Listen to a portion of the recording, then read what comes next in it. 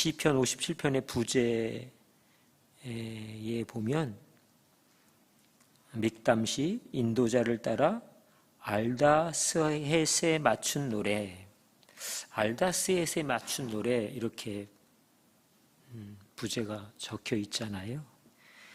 알다스헷이 뭔가 봤더니 멸망하지 마소서, 멸망시키지 마소서라는 호소, 간절함의 음율, 노래. 왜 저희가 노래에도 이렇게 여러 가지 그 장르가 있잖아요. 그죠? 발라드도 있고 팝도 있고 그런 것처럼 아마도 이 노래는 매우 무거운 노래인 듯합니다. 그 제목부터 이미 멸망시키지 마소서라고 하는 시편 기자의 간절함, 목마름, 애달픈 고백이 이 시편의 전반에 이렇게 흘러가고 있기 때문인 것이죠. 우리가 아는 것처럼 다윗이 기름 부음의 그 찬란한 시간, 그렇죠? 그리고 사울이 죽인 자가 천천이면 다윗이 죽인 자는 만만이라고 하는 온 백성의 칭송과 박수와 그죠? 그들의 칭찬이 입에 침이 마르지 않을 만큼 정말 그렇게 가득했던 그 시간들을 뒤로 하고 사울 왕이 다윗을 죽이기로 결정한 그 시간을 그는 온 삶으로 살아내고 버텨야 하는 시간들을 오늘 가져가고 있습니다. 성경학자들은 이 시간들이 대략 10년 정도의 시간이라고 이야기합니다. 한두 달 그러고 말지 그런 얘기 아니고요. 저희 열방대학에 최근에 정말 지난주에 신생아가 태어났어요. 사실은 이 녀석이 엄마 아빠를 너무 일찍 보고 싶어가지고 과도하게 일찍 나오겠다고 하는 바람에 막 이렇게 나오지 못하도록 억제하는 약을 계속 맞아가면서 최소 엄마 뱃속에서 있어야 할 그 주스를 채우기까지 정말 그 두 부부 둘이 너무 애쓰고 정말 힘겹게 시간들을 보냈는데 정작 그 시간이 지났는데 이제 나와도 되는데 안 나오는 거예요. 그래서 촉진제를 맞는 순간에 한 12시간 정도 진통하고 아기를 출산했대요. 그런데 그걸 옆에서 지켜보고 있던 남편이 저희한테 이렇게 얘기해 줬어요. 정말 자기가 그걸 보면서 엄마는, 여자는 정말 위대하다는 걸 자기는 정말 고백할 수밖에 없다고, 정말 대단하다고.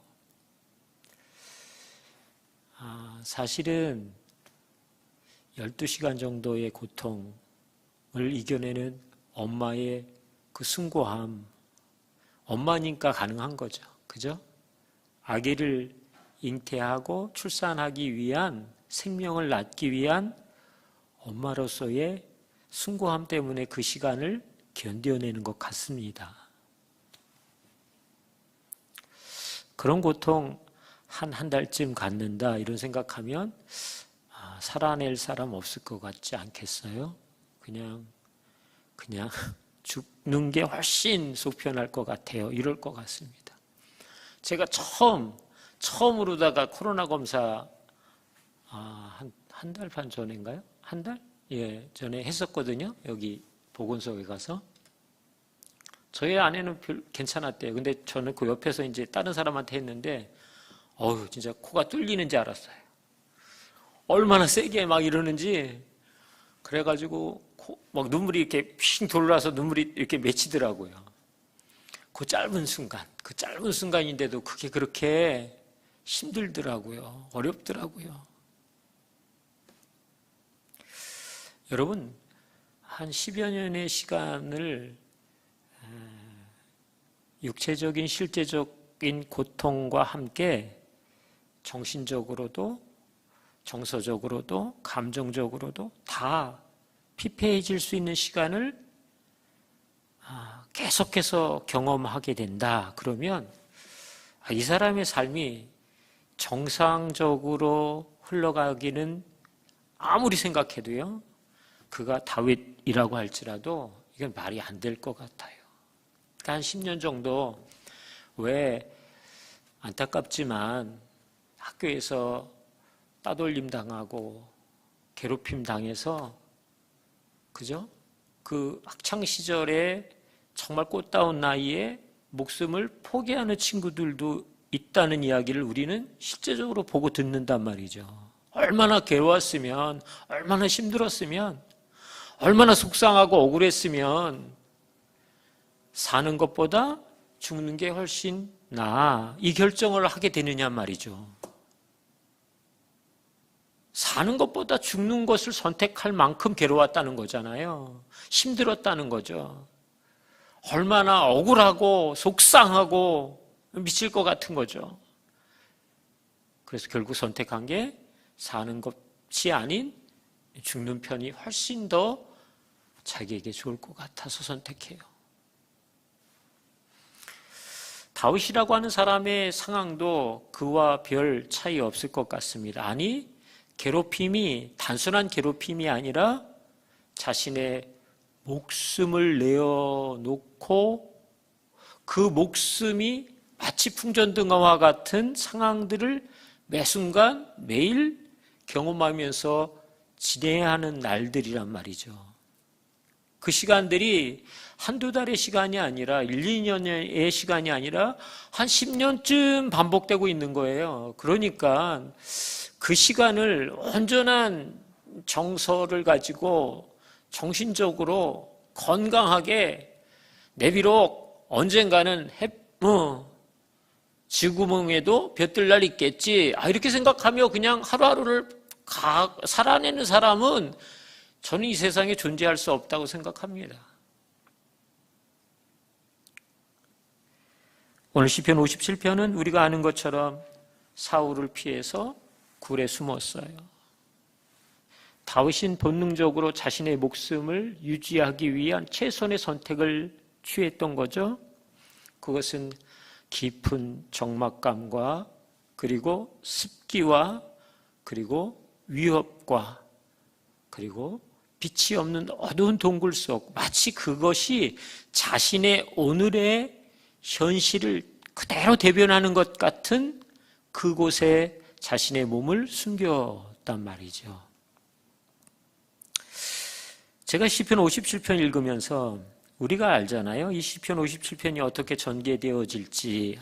그렇지만 다윗 거기서 하나님께 또 찬송하고 또 거뜬히 이겨나가잖아. 저는 시편 57편의 이 고백이 사실은 다윗이 10년의 그 도망자의 삶의 시간의 근간들을 계속해서 반복적으로 이루어갔던 내용이었구나. 한 번의 이 고백이 아니고요. 한 번의 이 선택이 아니었고요. 여러분 생각해 보십시오. 10년을 그렇게 초지일관 어떻게 자신의 의지와 자신이 가지고 있는 어떤 인내심, 그죠? 댐댐이, 이런 걸로 묵묵히 이 고난을 견뎌낼 수 있겠다고 하는 건 이건 말이 안 된단 말이죠. 그래서 오늘 다윗이 오늘 자신이 처한 상황을 1절에는 이 단어로다가 표현해 주었어요. 이 재앙들, 이렇게 표현했어요. 재앙이라고 얘기했어요. 재앙. 위협, 어려움, 고민, 답답함, 이 정도가 아니라고요. 재앙, 이렇게 표현했어요. 재앙이라고 하는 표현을 쓸 때 우리는 그곳엔 단 어떤 하나의 풀뿌리 하나의 소망도 없다, 이런 얘기인 거잖아요. 그죠? 재앙. 또한 4절에 그가 오늘의 처한 상황을 이렇게 설명했단 말이죠. 내 영혼이 사자들 가운데서 살며 내가 불사라는 자들 중에 누웠으니, 이렇게 표현했어요. 사자들 가운데서 산다. 그건 죽은 목숨이죠. 그렇지 않겠습니까? 오늘 자신의 상황이 그렇다는 거예요. 실제적으로, 그죠? 움키고, 그죠? 한 입에 사람을 생킬 수 있을 만한 이 맹수 사자, 그 울부짖는 사자의 우리 속에 내던짐을 당한 것 같은 자신의 상황을 표현하고 있어요. 내가 불사르는 자들 중에 누웠다. 여러분, 불이 이렇게 불에 데워 보신 적 많죠? 여러분들. 그죠? 또 이렇게 살림들 하시면 더 말할 것도 없지만 우리 남자분들도 사실은 불에 데워 본 적도 있잖아요. 경험이 있잖아요. 불에 손가락을 넣고 이 손가락이 타들어가는데도 가만히 쳐다보고 응시할 사람은 세상에 없잖아요. 그죠? 정말 빛 같은 속도로다가 아 뜨거워, 아 뜨거워 이래야죠. 얼마나 뜨거우면. 이 고통이, 그죠? 자신의 삶에 계속해서 그냥 부어지고 있는 거예요. 그냥 자신의 오늘의 상황이 딱 그거라는 거예요. 사자 굴 속에 들어가 앉아 있는 것 같은 자신의 마음, 상황, 현실, 그죠? 자기가 누워있는 그 침상을 누군가 불구덩이 속에 밀어넣어서 그것이 활활 타오르는 그 속에서 내가 누워있는 것 같은 입장, 이렇게 얘기하고 있는 거예요. 그러니까 이런 상황에서 그냥 그래도 좀 기다려 보세요. 좀 나아질 거예요. 아유, 힘들죠? 이런 이야기들이 조금의 위로나 격려가 되어줄 수 없는, 이미 그 선을 넘어가 버린 상황을 오늘 다윗이 경험하고 있어요. 살고 있다고요. 6절 후반절에 내 영혼이 억울하다, 이런 표현도 썼어요. 내가 왜 이 지경의 삶을 살아야 하는지, 내가 정말 그렇게 무언가를 잘못한, 그리고 큰 범죄를 저지름으로 인해서 얻게 되어지는 결과라고 생각을 한다면 그나마, 그런데 어떤 것도 자신의 오늘의 상황을 이해시킬 만한 어떤 이유도 찾아볼 수 없다. 그래서 그는 이렇게 한마디 외쳐보는 거예요. 참 억울하다. 참 억울해. 참 힘들어. 이러고 있는 거예요.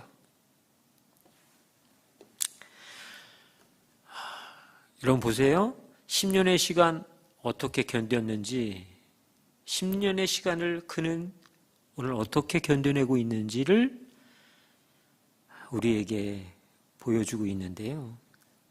그것이 2절이에요. 뭐라고 얘기해요? 2절에 있는 말씀 같이 한번 읽어보실래요? 시작. 내가 지존하신 하나님께 부르짖으며 나를 위하여 모든 것을 이루시는 하나님께로다. 지존하신 하나님께 부르짖는다, 이렇게 얘기했어요. 지존하신 그 하나님께 자신이 부르짖는다.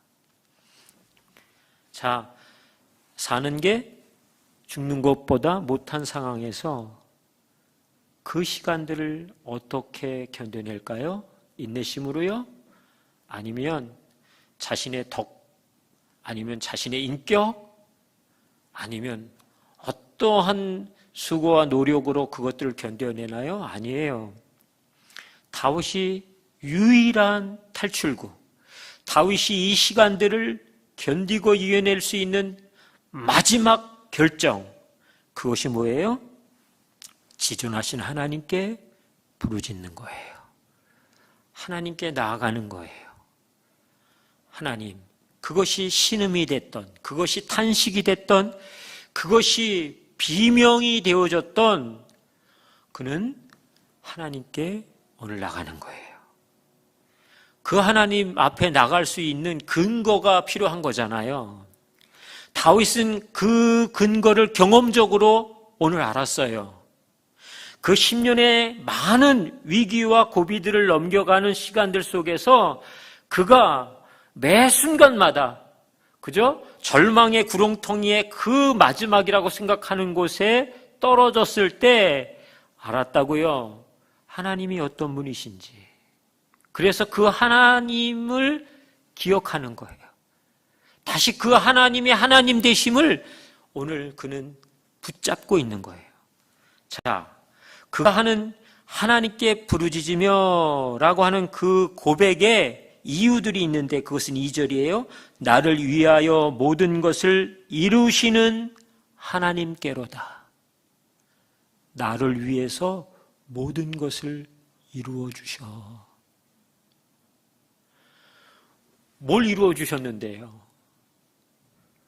그러면 그냥 이 죽지 못해, 아니 죽는 게 더 나을 것 같은 오늘의 현실을 정말 대폭적으로 좀 완화시켜 주시든지, 좀 그래도 숨통이라도 좀 트일 수 있도록 그렇게 해 주셔야죠.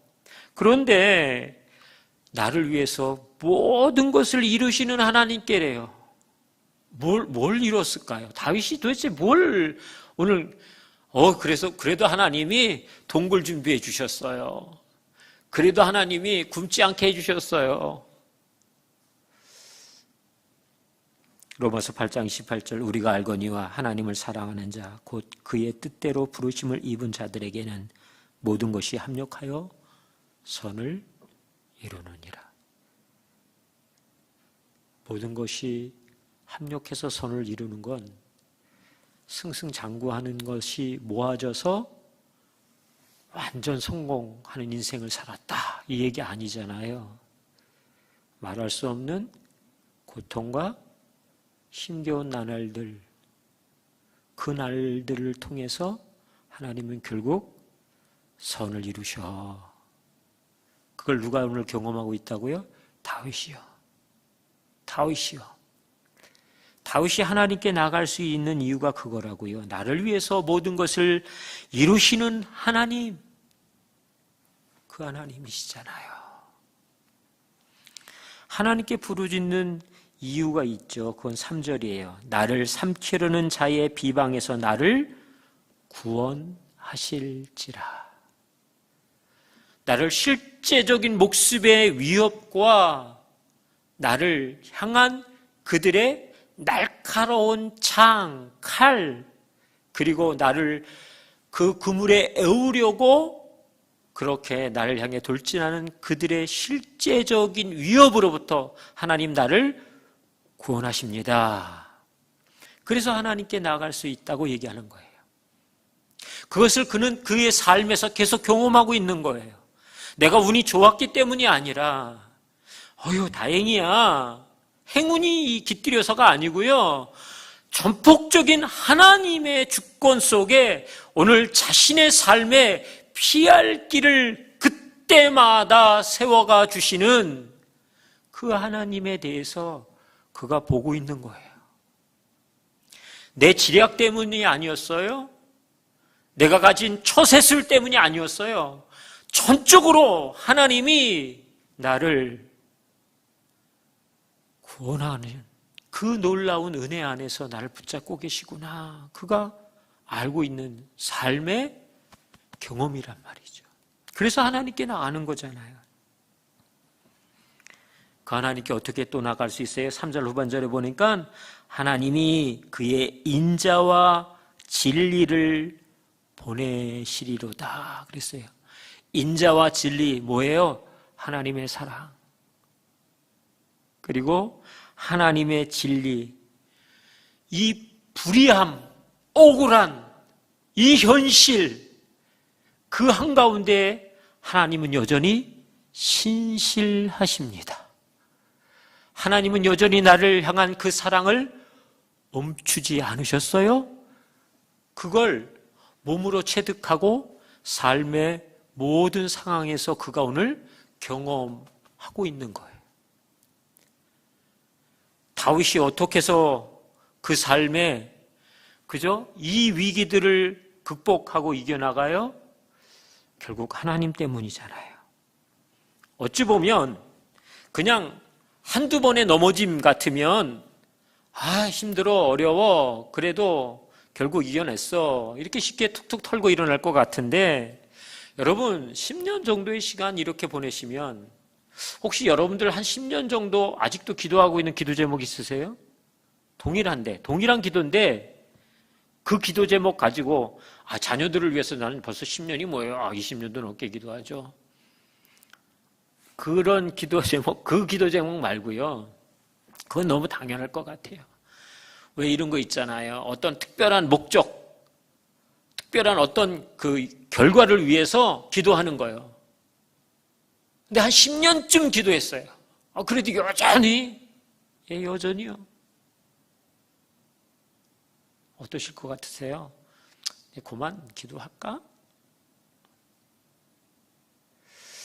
다윗이 여러분 경험하고 있는 그의 삶의 오늘 현실이 정말 제가 이해할 수 없는 지경일 것 같아서 어떻게 저도 그걸 짐작하기도 쉽지 않아요. 그냥 힘들었겠지, 어려웠겠지, 아이고 안 됐네, 이 정도란 말이죠. 그런데 자신의 목숨의 매 순간마다 죽임을 당해야 하는 그 이유도 모르는 채 계속 도망하고 계속 숨어 지내고 계속 자신의 인생을 허비하다 못해 이렇게 살다가 이 인생 끝내야 되는 거라면 내가 진작에 멈추자, 그게 더 명예로울 거 아니야? 이렇게 생각할 수도 있지 않겠어요? 그런데 여러분 그 10년의 시간 다윗이 그냥 고통만 경험하며 사는 시간이 아니었더라고요. 절망과 위협과 억울함과 재앙만을 경험하며 사는 시간이 아니었더라고요. 왜요? 그 온갖 재앙, 칼의 날카로움, 억울함의 그 한가운데서 그 하나님은 나를 위해서 모든 것을 이루어 주신다. 나를 주님이 보호하시고 구원하시는 분이셔. 주님이 나를 향한 그 사랑, 그리고 그 신실하심은 여전해. 그게 자신의 인생 안에서 계속 경험되는 거예요. 여러분, 수렁의 깊이가 더 깊어지는데, 조금의 희망도 보이지 않는데, 그 시간들을 어떻게 인간적인 의지로 견뎌내느냐고요. 사는 게 죽는 것보다 못한데 어떻게 그 시간을 10년 동안 버텨내느냐고요. 여러분, 다윗은 이 위기의 한가운데서 결국 하나님을 매 순간 더 경험하고 있는 거잖아요. 우리에게도 정말 은혜의 시간들은 여러분 어찌 보면 우리에게 있어서 막다름들을 경험할 때 오히려 하나님의 은혜를 다윗이 고백하고 있는 그 고백처럼 하나님이여 내게 은혜를 베푸소서, 내게 은혜를 베푸소서, 이렇게 고백하고 있는 것처럼요.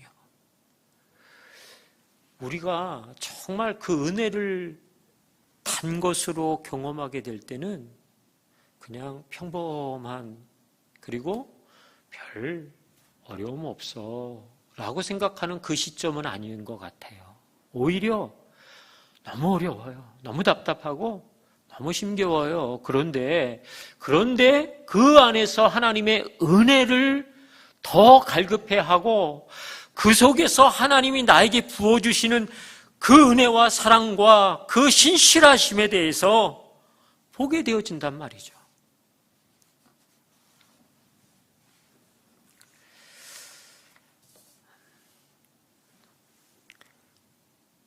다윗이 그래서 그 하나님 때문에 자신의 마음과 그리고 자신의 환경에 대하여 그냥 눌려 살지 않고 분발할 수 있었어요. 분발할 수 있었다고요. 다윗은 이런 면에서 영적인, 정서적인, 정신적인 회복력이 빠른 사람이었다고요.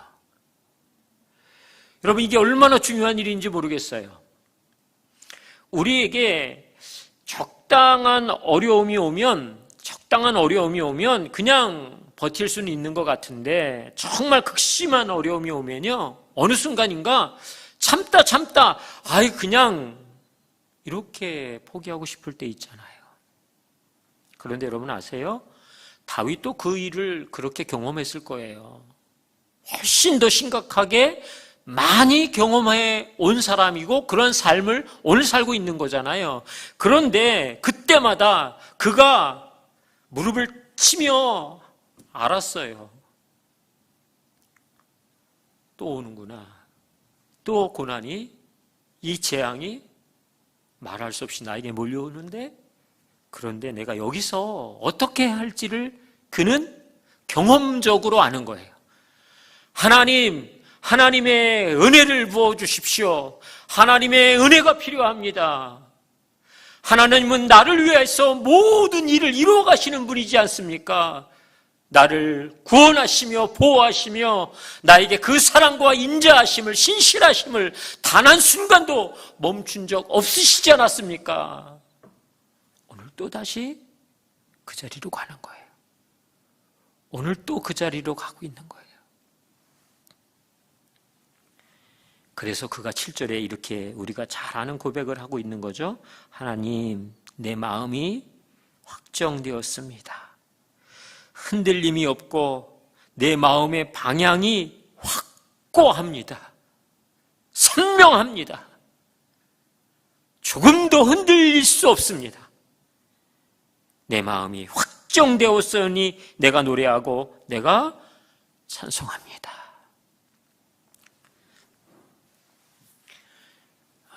8절에 또 같은 고백을 하고 있는 거잖아요. 사실은 새벽을 깨우리로다. 그래서 이제 새벽 예배 강조할 때 이 본문이 자주 등장하나 봐요. 그런데 사실은 이건 어떻게 보면 실제적인 새벽을 깨우자고 하는 이야기이기보단 일찍 일어나라. 더 감사하죠. 좋죠. 그런 이야기이기보단 내 마음의 어두움을 밝힌다. 이런 얘기. 내 마음의 그늘과 폭풍과 어두움과 회오리바람들을 잠재우겠다. 이런 얘기예요. 내 의지로 잠재우는 것이 아니라 하나님께 달려가면서 그 하나님 때문에 나에게 오늘 휘몰아치는 이 폭풍의 한가운데서 하나님을 주목하겠다. 그 얘기하고 있는 거예요.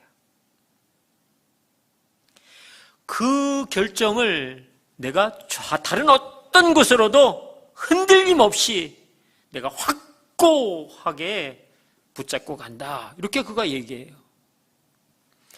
여러분, 자신의 인생의 마음에, 그죠? 오늘 내 마음의 어둠, 짙은 칠흑 같은 밤을 어떻게 깨울 수 있는지 깨우는 중요한 수단이 있어요. 하나님 앞에 나가는 것 당연한 것이죠. 하나님 앞에 나가서 내 영을, 그죠? 내 마음을, 나의 그 어두운 칠흑 같은 어둠을 깨트릴 수 있는, 그것들을 깨울 수 있는 비장의 무기 2가지가 있다고요. 그게 9절이에요. 9절. 뭐예요? 주여, 내가 만민 중에서 주께 뭐 한다고요? 감사하며.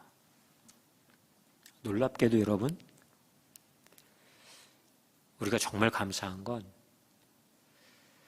다 성취되어지고 생각지 못하는 일에 승승장구가 있어지면 감사해요. 근데 그건 정말 얕은 감사일 것 같아요. 그것도 귀하지만 그건 얕은 감사일 수밖에 없어요.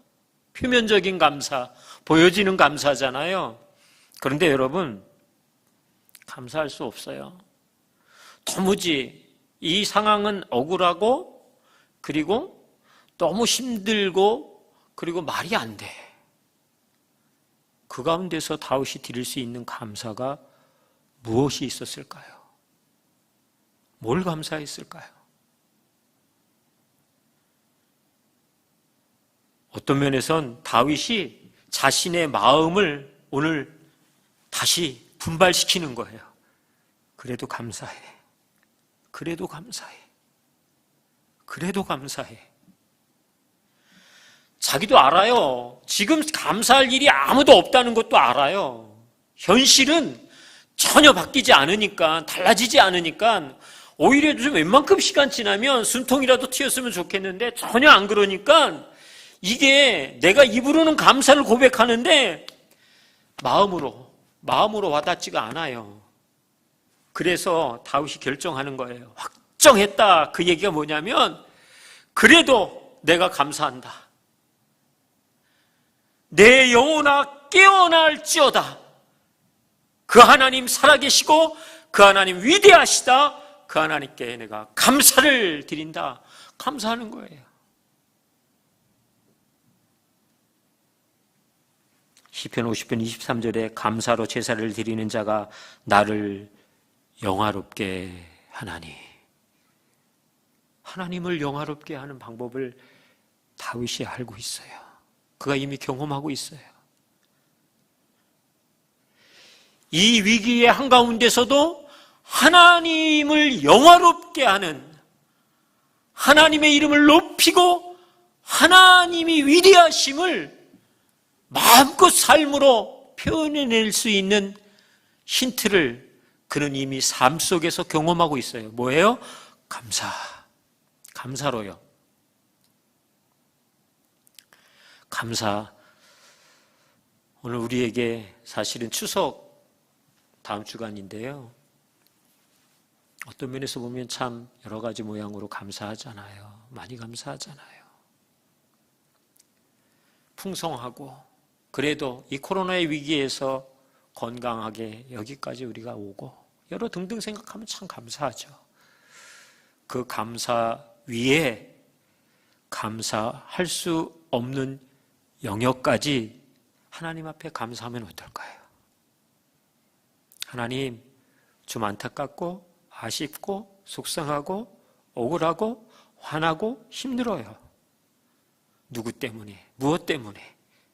그렇지만 하나님, 그 사람 때문에 감사합니다. 그 상황 때문에 감사합니다. 감사를 드리는 것. 자, 자신의 잠자는 영혼을 깨우는 다윗의 그 두 번째 선택, 그게 뭐예요? 문나라 중에서 주를 뭐 한다고요? 찬송하리이다. 찬송한다고 그러죠. 찬송한다고 그는 고백해요. 고린도후서 1장 3절에 찬송하리로다. 그는 우리 주 예수 그리스도의 하나님이시요 자비의 아버지시요 모든 위로의 하나님이시며. 하나님을 찬송한다. 지금 생각해 보니까 저희 형이 참 고마워요.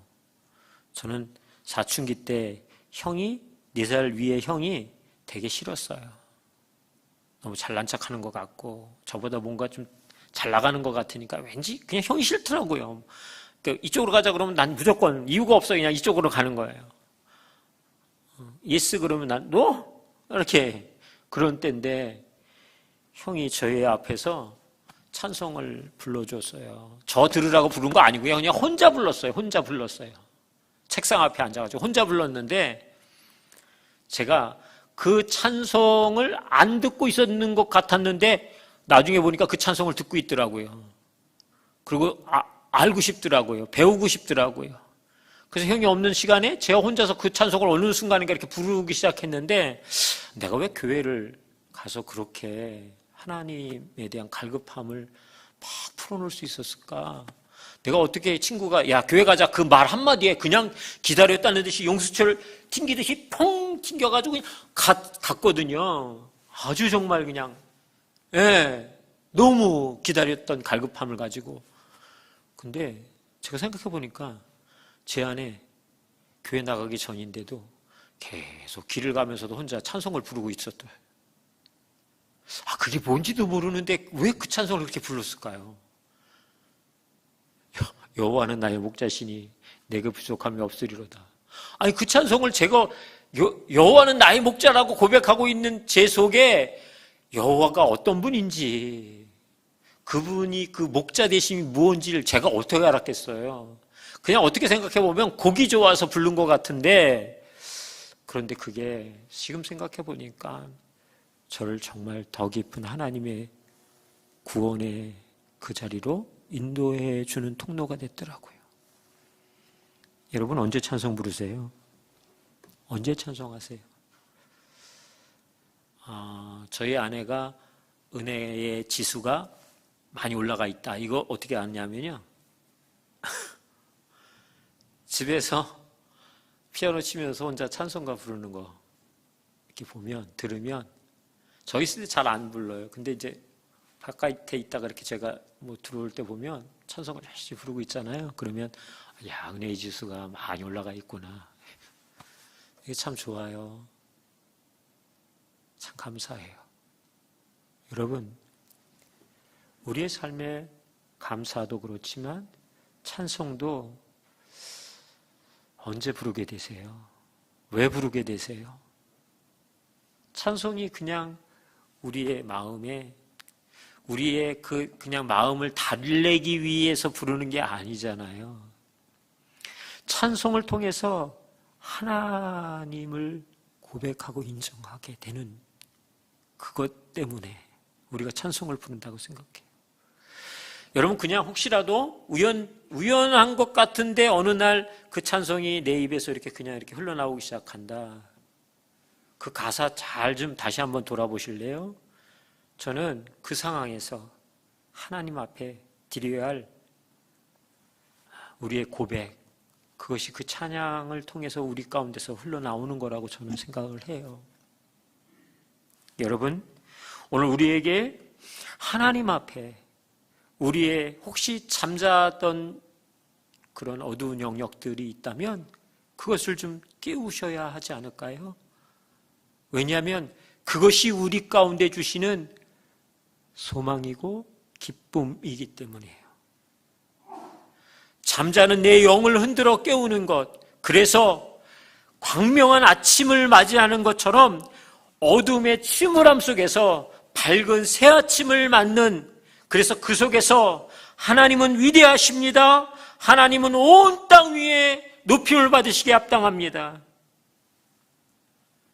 그 고백을 우리의 삶에서도 다시 회복하고 그 회복력이 더 깊어질 수 있는 저와 여러분 되시기를 주님의 이름으로 축복합니다.